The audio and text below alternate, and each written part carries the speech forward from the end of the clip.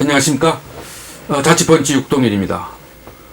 오늘 이 시간에는 이제 체제 문제를 마무리 지어야 될 것 같습니다. 이제 오랜 시간 제가 체제 문제를 말씀을 드렸어요. 왜냐하면 오늘날 이게 지금 최근에 그 역사 교과서의 국정화 문제로 우리가 지금 굉장히 갈등을 겪고 있지 않습니까? 그리고 지금 우리 사회는 진보다 보수다, 좌파다, 우파다, 뭐 종북이다, 뭐 친북이다, 또 뭐 이러한 그 이념적인 대립과 갈등, 또 그것을 구현하는 이 체제 문제에 대해서 아직 우리가 국민적 공감대를 못 얻고 있습니다. 그리고 보수 진보에 대해서도 상당한 오류와 상당한 그 편견을 가지고 있어요. 뭐 예컨대 뭐 보수는 수구적인 거다. 뭐 진보는 그 혁신적이다. 또는 보수는 독재적이고 진보는 민주적이다. 뭐 이런 식의 잘못된 이분화. 그러니까 이 진보나 보수 같이 어떤 현상을 보는 태도나 우리의 그 정치적 사상과 이데올로기가 그렇게 딱 이분화되는 게 아님에도 불구하고 그거를 이분화시키고 또 양극화시키고 또 절대화시키는 이러한 문제가 우리가 지금 계속 거기에 머물러 있습니다. 또 그 보수와 진보라는 그 사회 변화를 보는 태도와 또 좌파와 우파라는 또 이 뭐 개인과 집단을 중시하는 이러한 그 기준에 따라서 개인적 가치를 중시하느냐 집단적 가치를 중시하느냐 이런 좌파 우파 문제도 이게 상당히 좀 다름에도 불구하고 보수는 우파고 좌파는 진보다.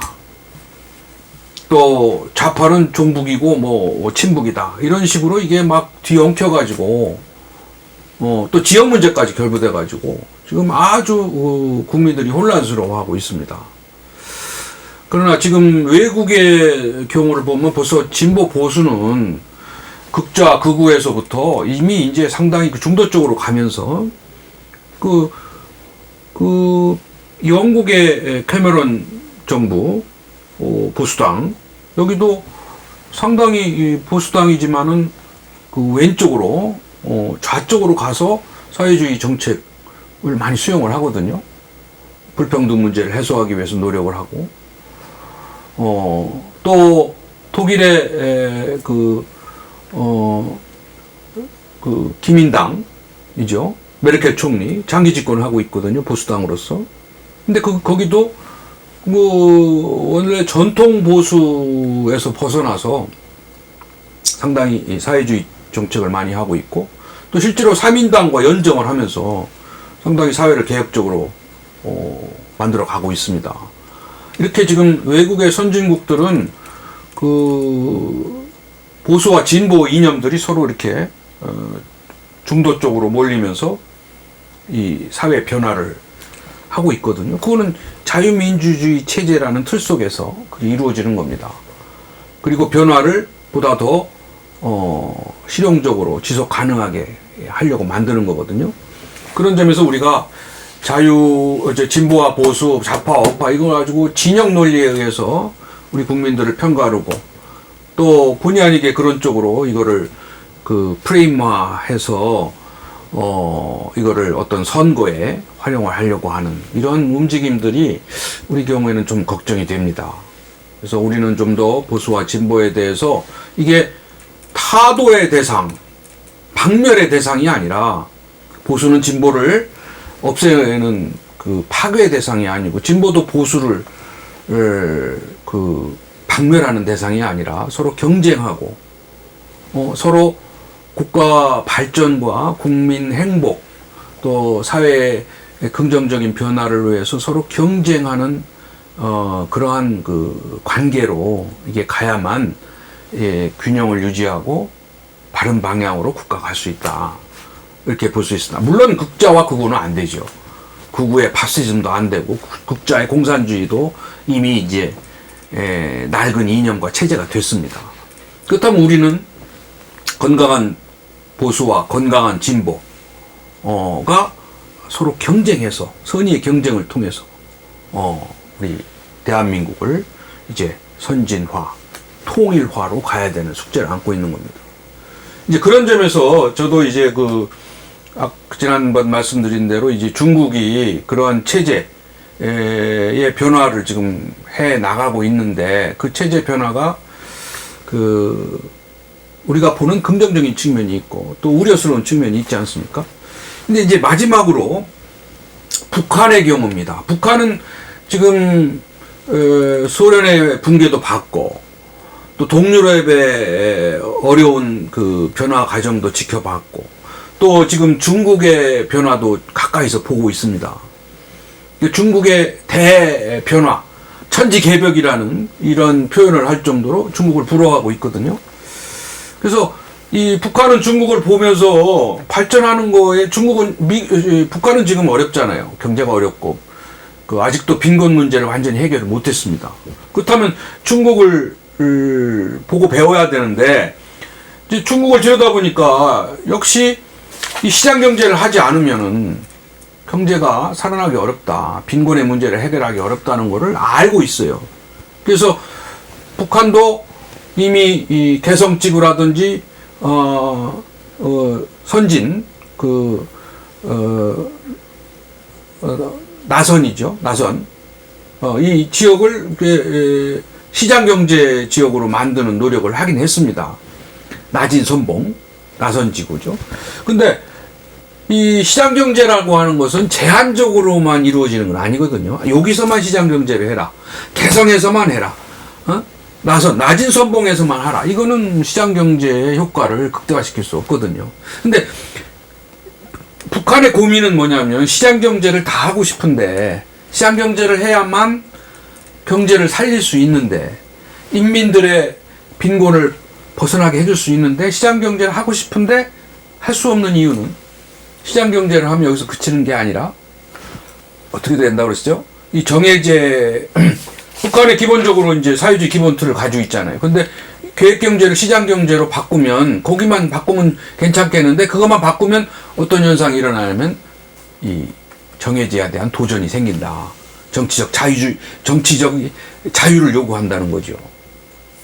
소련도 그랬고 그래서 망했고 지금 중국도 그런 게 일어나고 있으니까 북한도 시장 경제를 하면은 대의제에 대한 민주적 요구가 폭발할 거다. 그러면 북한의 3대 세습 정권이 대단히 위험해진다. 그런 불안감을 가지고 있는 겁니다. 마찬가지로 집단주의도 이제 개인주의 사상이 들어가면은 이것도 무너진다. 그러면 계획경제만 시장경제를 바꾸고 싶은데 거기만 바꿔지는 게 아니라 나머지가 다 흔들거리면서 소련과 같이 붕괴되든지 또 새로운 체제로 바꿔갈 수밖에 없다면은 북한의 체제는, 북한의 정권은 대단히 위험해진다. 이런 이제 고민이 있는 겁니다. 그래서 북한은 시장경제로 가야 되는 것을 그 길은 알면서도 섣불리 가지 못하는 그런 딜레마가 있다. 그래서 이제 그렇다면 우리 경우는, 우리 대한민국은 그런 이제 이 모든 사회주의 체제의 변화를 지켜보면서 우리가 통일로 간다면 결국은 자유민주주의 체제로 가야 되겠죠. 그렇다면은 우리가 통일을 정말 한다면은 북한의 체제가 붕괴되기를 바래서 우리 체제로 간다. 그게 통일의 한 방법이겠지만은 사실은 그거는 굉장히 많은 비용이 들고 또 북한도 거기에 대해서는 굉장히 오랫동안 저항을 할 겁니다. 저는 이 대한민국의 통일, 우리 체제로의 통일을 우리가 정말 원하고 또 그것이 빨리 이루어지려면은 북한의 붕괴를 손꼽아 기다리기보다는 우리의 이 자유민주주의 체제를 더 건강하고 더 탄력적으로 만들어야 된다. 다시 말해서 대의제가 가지고 있는 그 본질에 충실한데 대의제가 한계가 있거든요. 그러면 이 대의제의 한계를 보완하는 이제 직접 참정제를 우리가 도입을 하고 시장경제도 장점도 있지만 단점이 많지 않습니까? 시장경제는 불평등을 양산을 하고 인간의 소외 현상을 가져오거든요. 그래서 그러한 문제를 해결해 나가는 노력을 우리가 게을리하지 말아야 된다. 개인주의도 이기주의가 되면 안 되지 않습니까? 그래서 이러한 문제, 이러한 체제의 계속적인 보완, 수정을 우리가 해 나가면서 우리의 체제를 건강하게 만들 때 북한의 인민들은 우리 체제를 이제 동경하고 우리 체제를 신뢰하게 되겠죠. 만일 우리 체제가 이렇게 아직도 여러 가지 문제를 가지고 있고 시장 경제가 정말 보다 더 건전하고 보다 더 품위 있는 시장 경제가 안 된다면은 북한 사람들은 우리의 통일이 만일 됐을 때 북한 인민들이 가지게 될 불이익, 시장 경제 속에서 굉장히 어려움을 겪게 될 겁니다. 그러면 통일을 원치 않을 테죠. 그렇죠? 통일이 되면서 자기네들이 혜택을 보고 같이 우리가 상생이 돼야지. 북한 인민들이 오히려 소외되고 격차하고 더 못 살고 상대적 불균형이 심화된다면 독일과 서독과 동독의 통일 과정에서도 그런 문제가 심각하게 나타났듯이 북한도 대한민국으로의 통일에 대해서 굉장히 주저하고 또는 저항을 할 겁니다.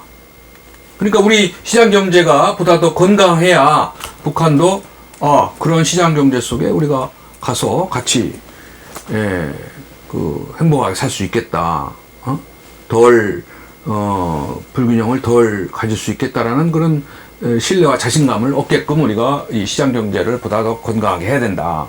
마찬가지로 대의제도 더 우리가 지방자치도 더 활성화하고 또 남북 교류도 더 활성화해서 북한이 이 정치적인 이러한 자유를 가질 수 있는 그런 조건을 만들어 나가야 된다. 우리 사회도 정말 이기주의가 아닌 개인주의 사회로 가야만 우리가 통일됐을 때 더 통일 전보다 더 나은 삶을 살 수 있어야 되지 않겠습니까?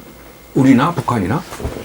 그런 점에서 북한도 이제 말하자면은 우리 대한민국의 체제를 지금 지켜보고 있고, 우리 체제가 이거 건강한 체제구나, 같이 통일을 해도 우리가 살아갈 수 있는 체제가 되겠다라는 그런 믿음이 있을 때까지 우리가 이 체제를 우리가 수정 보완하고 건강하게 만들어야 되겠다. 그것이 통일을 앞당기는 길이고 통일을 정당화시키는 길이다.